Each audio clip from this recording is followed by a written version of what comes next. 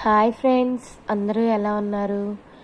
ఈరోజు మనం చేయబోయే రెసిపీ తోటకూర పకోడీ చేయడానికి మనం తోటకూరని ఫ్రెష్గా వాష్ చేసుకొని స్మాల్ పీసెస్గా కట్ చేసుకోవాలి.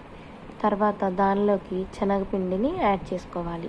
అలానే 2 పచ్చిమిరపకాయలు అండ్ కరివేపాకు, కారం, పసుపు, ధనియాల పొడి, జీలకర్ర పొడి, అల్లం వెల్లుల్లిపాయ పేస్ట్, సాల్ట్ అండ్ లాస్ట్లో స్టార్ మసాలా. ఇవన్నీ కొద్దిగా వేసుకొని బాగా కలిసేలా మిక్స్ చేసుకోవాలి. మధ్యలో కొద్దిగా వాటర్ యాడ్ చేసుకుంటూ బాగా మిక్స్ చేసుకొని పక్కన పెట్టుకోవాలి. మనం ఈ మిశ్రమాన్ని కలుపుకునే ముందు స్టవ్ మీద ప్యాన్ పెట్టుకొని దానిలో ఆయిల్ పోసుకొని సిమ్లో పెట్టుకుంటే ఈలోపు మనకి ఆయిల్ అనేది వేడెక్కిద్ది. మనం వెంటనే కలుపుకోగానే చక్కగా పకోడీ అనేది ప్యాన్లో వేసేసుకోవచ్చు. గోల్డెన్ బ్రౌన్ కలర్లో వచ్చిన తర్వాత తీసుకొని చక్కగా మనం ప్లేట్లో పెట్టుకొని సర్వ్ చేసుకొని తింటే వేడి పకోడీ చాలా బాగుంటుందండి.